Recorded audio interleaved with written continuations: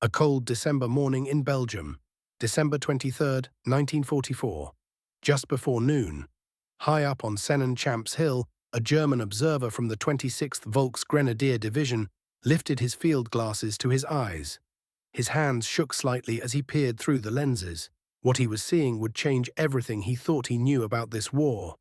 The sky above was filling with them, aircraft, hundreds upon hundreds of them. Transport planes stretched across the entire horizon like a vast migration of metal birds. Not a handful of planes, desperate forces, might somehow scrape together. This was something else entirely. This was an armada. And it was dropping supplies directly to the surrounded American paratroopers below. Through the German observation periscope, he watched the Belgian sky transform. The view was almost surreal. Red parachutes for ammunition, blue ones for medical supplies, yellow for food, white for equipment and miscellaneous cargo. They descended in waves, a stunning display of resources the Germans could barely comprehend. The mathematics were impossible to ignore. The entire German Air Force couldn't have mounted an operation remotely close to this scale. Not anymore. They hadn't been able to since Stalingrad 2 years earlier. Yet here, over a single Belgian town, the Americans were casually projecting an air power that exceeded anything the Third Reich had ever achieved, even at the absolute height of its strength. This wasn't a tactical maneuver or a brave final stand. This was something far more devastating. This was the simple, overwhelming demonstration of American logistical supremacy. Watching it unfold, hardened Wehrmacht veterans suddenly understood what it meant. Their empire's inevitable collapse was being written across the winter sky. The offensive had begun 7 days earlier with supreme confidence. December 16th, 1944, 5:30 in the morning. The darkness was shattered by the most massive artillery barrage imaginable. 1,600 artillery pieces unleashed their fury across a 130-kilometer front. For 90 minutes, the earth itself seemed to shake. This was Operation Watch on the Rhine. Hitler's final desperate gamble. Split the Allied armies. Recapture Antwerp. Restore German fortunes. The initial results had exceeded even their ambitious expectations. The night before, the preparations had been intense and chaotic. December 15th. It was brutally cold and completely dark. The narrow forest paths were clogged with troops and vehicles moving forward. Many of the routes were covered with ice. Soldiers could barely see where they were going. They'd been told this was Germany's moment of destiny. The Führer himself had planned this offensive. He'd promised them victory. The weak, decadent Americans would crumble. Everyone knew it. The American lines in the Ardennes were held by inexperienced troops. Exhausted divisions had been sent there to recover and rest. The Wehrmacht would cut through them, like the glorious days of 1940, when German armies had conquered France in just 6 weeks. It would happen again now. It had to. The 26th Volksgrenadier Division was one of the attacking forces. It was a unit that had been rebuilt after being completely destroyed on the Eastern Front. It retained only a handful of veterans from the Russian and Normandy campaigns. Most of the soldiers were transfers from the Luftwaffe and Kriegsmarine. Despite this mixed composition, morale was remarkably high. They'd been promised new weapons, adequate supplies, complete surprise. The initial success seemed to prove every promise was real. American positions crumbled under the assault. Entire units surrendered or fled westward in panic. Whole formations seemed to evaporate. The roads toward Antwerp appeared open. German forces raced forward with stunning speed. By December 18th, everything seemed possible. General Hasso von Manteuffel, commanding the 5th Panzer Army, had given General Heinrich Freiherr von Luttwitz and his 47th Panzer Corps a single critical objective: capture Bastogne before crossing the Meuse. 7 major roads converged on that single town. Control those roads, and you controlled the entire American supply system in the Ardennes.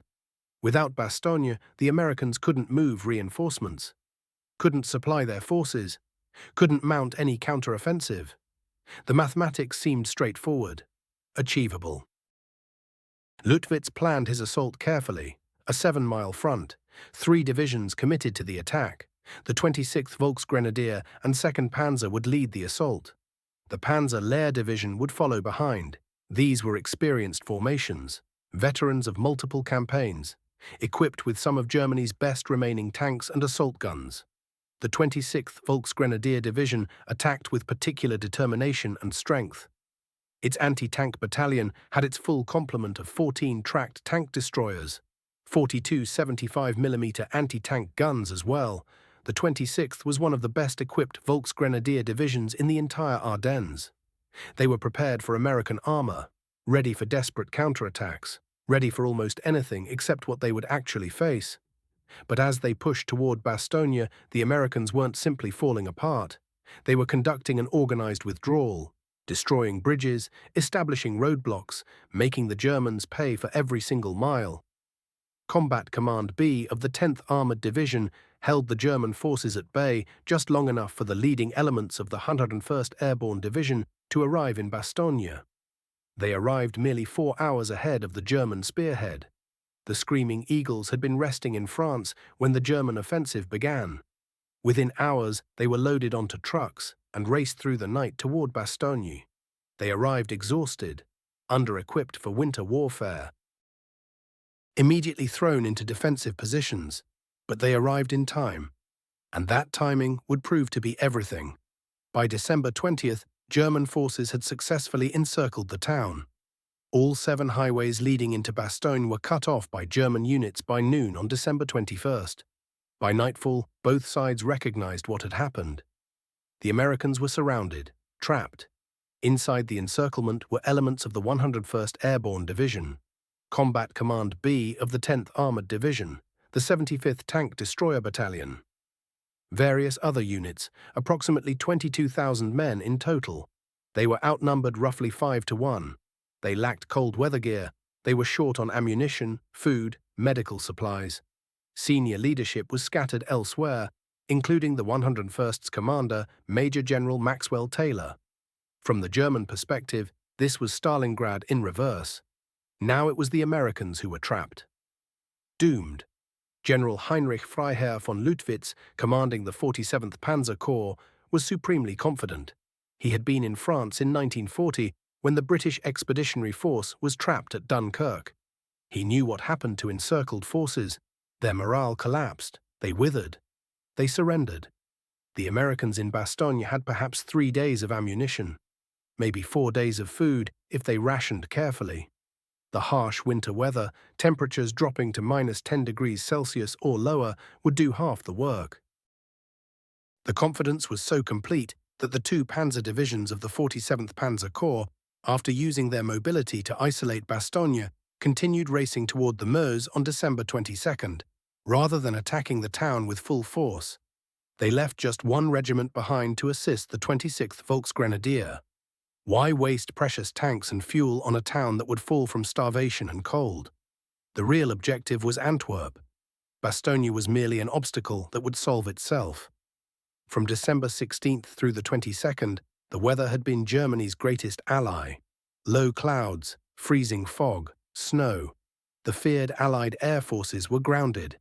For the first time since Normandy, German forces could move in daylight without fear of fighter bombers. They could concentrate forces without reconnaissance aircraft spotting them. They could attack without facing devastating carpet bombing that had destroyed so many formations in France. The weather had been perfect for German operations. Inside Bastogne, the situation grew more desperate each day. Some guns had no high-explosive shells remaining, others had only a handful. Food rations were completely exhausted. Defenders scavenged supplies from destroyed vehicles and abandoned depots. Medical supplies were critically low. Wounded men were dying from injuries that would have been treatable with proper care. On December 22nd, certain of imminent victory, the Germans sent their ultimatum. The scene was almost theatrical in its formality. Early morning, approximately 11:30. 4 German soldiers appeared, waving 2 white flags. They approached the American lines using the Arlon Road from the south of Bastogne. The senior officer was Major Wagner of the 47th Panzer Corps. The junior officer, Lieutenant Helmuth Henkel from the Panzer Lehr Operations Section, carried a briefcase. They'd even brought blindfolds, confident they would be taken to the American commander to negotiate surrender.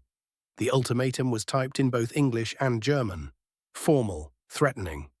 The message stated that American forces in and near Bastogne had been encircled by strong German armored units. Additional German forces had crossed the Orne River near Hauteville, taken Marche, and reached Saint-Hubert. The message demanded honorable surrender within 2 hours. Refusal would result in total annihilation.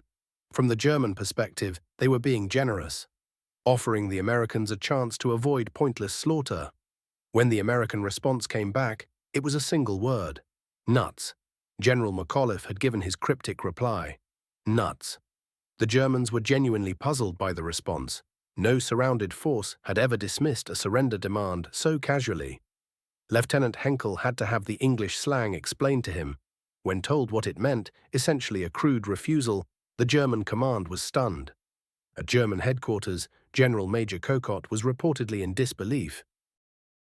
In post-war interrogations, he would say, "We offered honorable terms. We had them surrounded 5-1. No supplies could reach them. To refuse seemed not brave but insane."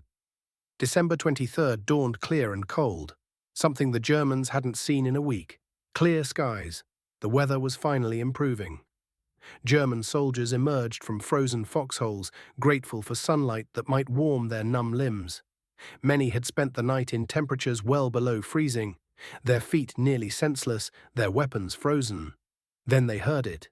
A distant drone, growing steadily louder, echoing off the hills surrounding Bastogne. At 6:45 in the morning, planes carrying 2 Pathfinder sticks had taken off from Charlegrove, headed for Belgium. These were the lead elements, the guides who would mark the drop zones for the main force. They jumped at 9:35 a.m. American forces quickly captured them and rushed to set up their equipment. At 11:50 a.m., men all along the front saw the planes coming in. It was the most heartening sight of the entire siege. For the Americans, it was salvation. For the Germans, it was the beginning of a terrible realization. Their calculations had been catastrophically wrong. The main force appeared at 11:50 a.m., 241 C-47 transport aircraft flying in perfect formation at barely 1,000 feet altitude. They came in waves. Each group of planes released its cargo in sequence, the sky filled with parachutes of different colors. Each color represented different supplies. German anti-aircraft crews scrambled to their guns. 88mm flak guns swiveled skyward. 20mm automatic cannons began their rapid chatter. Machine guns added their voices to the crescendo. The sky filled with black puffs of exploding shells. German anti-aircraft fire burst all around the planes. During one particularly loud explosion, men inside the aircraft flinched hard. A hole in the fuselage showed that an enemy round had passed between 2 men who were only inches apart. The American planes flew straight through the barrage, maintaining formation with almost suicidal determination. 14 C-47s were lost over the drop zone or on the way there. Shot down. So badly damaged they crashed. But for every plane that fell, 15 more continued on course, doors open, bundles tumbling out into the December sky. German soldiers watched in disbelief as damaged aircraft, engines smoking, wings torn by flak, maintained their course long enough to drop supplies before banking away or plunging from the sky. One C-47, with its tail assembly completely engulfed in flames, flew directly over German positions. The crew was pushing out supply bundles until the very last moment before the plane dove into the forest below. What followed was a masterclass in American logistics. It shattered German morale more effectively than any artillery barrage could have. The colored parachutes descended like a multicolored snowstorm, an arithmetic of abundance that the German command simply couldn't comprehend.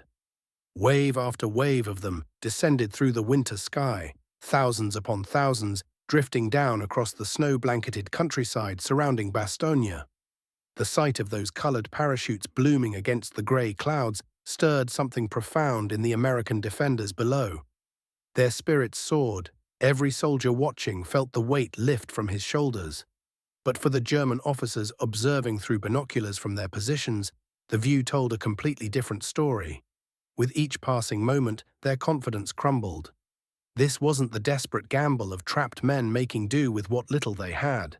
This was the methodical, almost casual expression of a military machine backed by resources that seemed limitless. German intelligence teams worked frantically, trying to keep pace with the inventory of what was falling from above. The sheer volume overwhelmed their ability to process it. Red parachutes carried artillery shells and mortar ammunition, small arms rounds packed tight in their containers. Blue ones delivered medical supplies, surgical equipment, precious plasma, and morphine. Yellow parachutes descended with K rations and D rations, canned food of every variety. White parachutes held blankets, winter clothing, boots and gloves designed for soldiers freezing in the Belgian cold. Green parachutes brought radio equipment, batteries and signal supplies. Orange parachutes contained gasoline in 5-gallon cans, fuel for vehicles and generators alike. By the time darkness fell on that first day, one battalion alone had received 528 K rations and 250 gallons of gasoline. Their ammunition stocks showed He rounds numbering 286, white phosphorus at 177, and anti-tank rounds at 211. But this represented just a single unit's haul. Multiply these numbers across the entire garrison, spread among dozens of companies and battalions throughout the perimeter, and the magnitude became staggering. The first morning's drop was merely the opening act. Throughout December 23rd, the operations continued without pause. At 2 o'clock in the afternoon, another formation arrived. This time the planes towed gliders behind them, massive cargo vessels carrying equipment too heavy and fragile for parachute drops. Those gliders brought 92.4 tons of supplies, including nearly 3,000 gallons of gasoline. But the tonnage told only part of the story. Inside those wooden aircraft rode complete surgical units with doctors and nurses, operating equipment, jeeps, communications gear, and even replacement artillery pieces. One glider contained nothing but refrigerated whole blood for transfusions. To the German medical officers watching through their binoculars, the sight was almost incomprehensible. The contrast between the two armies' medical capabilities was starkly visible. While American paratroopers received blood transfusions and professional surgical care, German wounded were being treated with paper bandages and sawdust. German surgeons had stopped using anesthesia entirely. The Americans flew in penicillin and surgical teams with trained nurses. The gap in what the two sides could offer their wounded men was enough to break the spirit of anyone with eyes to see it. As afternoon wore on, Pathfinder teams marked additional drop zones with colored panels and smoke. The transport planes kept arriving with the precision of a well-oiled machine, each one appearing right on schedule. The artillery units didn't even wait for the drop zones to be completely cleared. They began firing the resupply ammunition immediately, shooting shells at German positions mere minutes after those same shells had floated down beneath their parachutes. Then the fighter bombers came.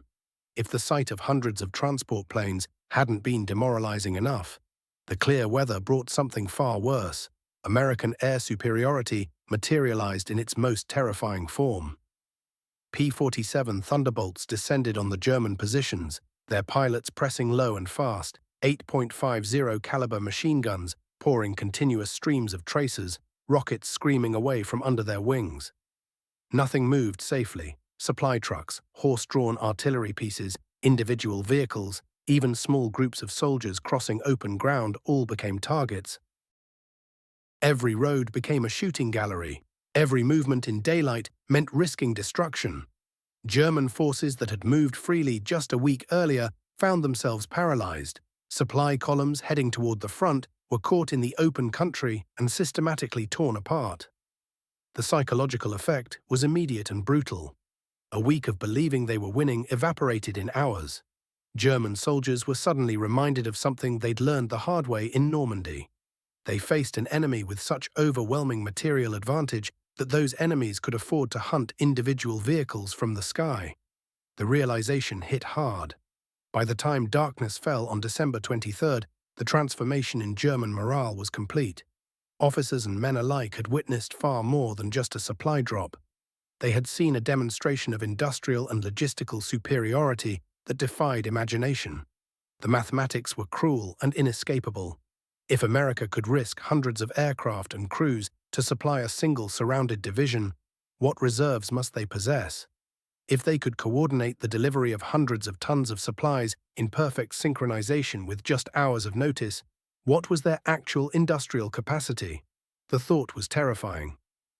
December 24th arrived with clouds and heavy snow. The weather grounded the massive air fleets. German commanders seized on this opportunity, hoping to turn events back in their favor. The 26th Volksgrenadier Division received reinforcements, picking up one Panzer Grenadier Regiment from the 15th Panzer Grenadier Division to launch a major assault the following morning. This would be their final opportunity. They had to break through before the weather cleared again and those planes returned to the sky. German strategy shifted to concentrate their forces at several key points along the western perimeter rather than attacking simultaneously from all sides. They lacked sufficient troops, and their existing forces were already approaching exhaustion. Their plan was to drive hard from the northwest, trying to find and exploit weak spots in the American defensive positions. In the pre-dawn darkness of Christmas morning, they launched their assault. 18 Mark IV tanks led the way, their supporting infantry close behind, pushing against the thin line held by the 327th Glider Infantry. For a brief moment, it appeared they might actually break through. The tanks punctured the defensive line, and German soldiers poured through the opening, advancing through the snow with conviction that this time they would crack the American defenses. The Americans responded with ferocity, backed by the ammunition that had arrived just 2 days earlier. The enemy tanks ran into devastating anti-tank fire from the 463rd. 2 of the 18 tanks managed to escape that initial onslaught, only to be hunted down and destroyed by an armored reaction force sent from division headquarters. Of the 18 tanks that started the day's assault, not a single one survived. Not one. The final blow came on December 26th. The siege was broken when spearheads of the 4th Armored Division, part of General George Patton's 3rd Army, punched through the German encirclement from the south. Just after 5 o'clock in the gathering darkness, the first elements of Combat Command A roared into Bastogne, breaking the German ring that had held for nearly a week. The tankers leading the breakthrough came from the 37th Tank Battalion. Their commander was Lieutenant Colonel Creighton Abrams, a name that would later command all American forces in Vietnam. The troops they encountered were exhausted but unbowed, kept supplied by air and confident in their ultimate victory. The defenders had become stronger during the siege, not weaker. The cold statistics revealed the true magnitude of what had transpired. During the entire siege, American records documented the delivery of 1,027 tons of supplies and equipment by parachute, including 4,900 gallons of gasoline. An additional 92.4 tons came down by glider, including nearly 3,000 gallons of fuel. The breakdown by date told its own story. December 23rd saw 241 C-47s in the main operation, with additional missions following. December 24th brought limited operations due to weather. December 25th saw weather prevent major activity. Then resupply continued through the 26th and 27th, even after ground forces linked up. In total, over 1,113 tons of supplies reached the garrison by air. This included more than 15,000 artillery shells, nearly 8,000 gallons of gasoline, medical supplies for treating wounded, and food rations for 15,000 men, plus winter clothing for every soldier in the garrison. The contrast with German capabilities was stark and inescapable. German forces around Bastogne numbered approximately 54,000 men. American defenders totaled 22,000.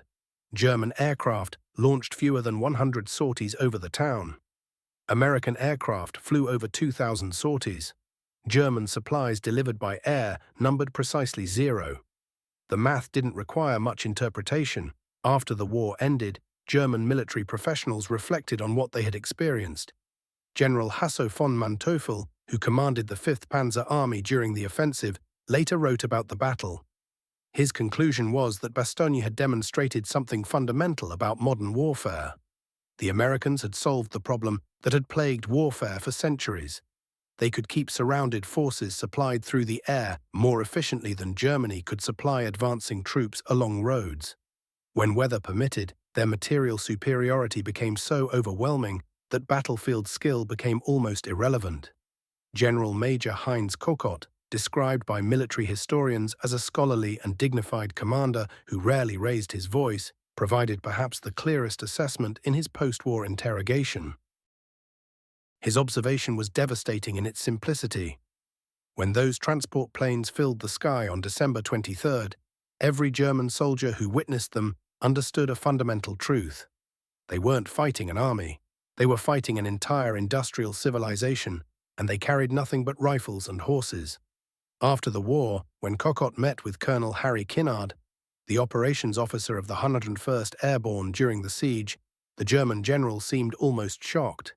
He asked whether Kinnard was truly the chief of operations, wondering if perhaps he had only led a regiment. A boyish-faced American soldier had been one of their principal antagonists. The thought seemed to unsettle him. The psychological impact radiating outward from Bastogne affected German soldiers far beyond the siege perimeter itself. Units across the entire Ardennes offensive had soldiers who had either witnessed the aerial armada directly or heard accounts from those who had. With each retelling, the story grew, but the essential truth remained unchanged. America possessed material resources beyond any German comprehension. The deepest irony cut in one particular direction. The Germans themselves had created the very conditions for their own psychological defeat. By surrounding Bastogne, they had forced the Americans to demonstrate their air supply capabilities in the most dramatic possible fashion. Had they bypassed the town as originally planned, they might never have witnessed this display of overwhelming superiority. That missed opportunity would haunt their strategic thinking. Following December 26th, German operations around Bastogne became increasingly desperate. Attack after attack was launched against reinforced and resupplied American positions, each one achieving nothing while adding to casualty lists. Hitler remained adamant that Bastogne had to fall quickly. He refused to accept that a surrounded American force not only had survived, but had emerged from the siege stronger than before it began. On December 29th, new reinforcements arrived to bolster German strength. The 1st SS Panzer Division came forward from the 6th Panzer Army. More units were fed into the grinding meat grinder. The 9th SS Panzer Division attacked. The Führer Escort Brigade threw its weight into the fighting. The 167th Volksgrenadier Division launched repeated assaults. All of it crashed against American lines, now bristling with ammunition and men bolstered by continuous air resupply. The final major German offensive began on January 4th and collapsed almost immediately. German soldiers assaulted the same positions repeatedly, suffering mounting casualties and achieving nothing but adding to the mounting losses. The industrial reality they had witnessed was merely a glimpse of what America possessed. What those German soldiers didn't know was that the Douglas C-47's flying supply missions represented only a tiny fraction of American industrial production. Over 10,000 C-47s were built during the war. American factories were producing aircraft at rates that Germany simply couldn't match. More than 50,000 paratroopers had been dropped by C-47s throughout the entire war. The sheer volume of American production dwarfed German capabilities. History has vindicated what those German soldiers instinctively understood. Military historians view the Bastogne airlift as a pivotal moment, not merely in the Battle of the Bulge, but in demonstrating the fundamental futility of conventional military operations against overwhelming industrial superiority. The official army history documents that German prisoners interrogated after December 23rd spoke differently than those captured earlier. Before witnessing the aerial armada, prisoners spoke of temporary difficulties and eventual victory. After seeing those hundreds of planes, they spoke only of hoping to survive and that the war would end soon. The 101st Airborne Division's casualty count from December 19, 1944 through January 6, 1945 was 341 killed, 1,691 wounded, and 516 missing. Despite being surrounded and vastly outnumbered, they had suffered relatively light casualties. The air supply had enabled them to maintain their fighting strength. The 101st Airborne would never surrender. They didn't need to. Their nation had the capacity to supply them through the sky itself. This transformed siege warfare from a time-honored military strategy into an obsolete relic of the past. The German soldiers who watched those C-47s descend on December 23rd 1944, witnessed more than just relief for a surrounded garrison. They witnessed the future of warfare, a future that belonged to the nation capable of filling the sky with aircraft as effortlessly as Germany could fill a field with soldiers. Those numbers written across the sky represented the final chapter of the Third Reich. The war would persist for 5 more months, but for those who had seen American planes above Bastogne, the outcome had already been decided on that clear December morning when they realized the 101st would never break. Not because these men were braver or superior soldiers, but because their nation possessed the resolve and resources to ensure they would never fail. The planes over Bastogne did more than deliver ammunition and food and medical supplies to a surrounded division. They demolished the last remnants of German hope. They wrote across the sky the fundamental truth of the Second World War. America possessed resources beyond measure, its will was unbreakable, and its ultimate victory was certain. Every German soldier who witnessed that aerial procession knew with absolute and irrefutable certainty what their leaders would deny for 4 more months. The war had ended. America had won it in the skies above a small Belgian town on a morning when the entire world could see that the 101st Airborne Division would never surrender.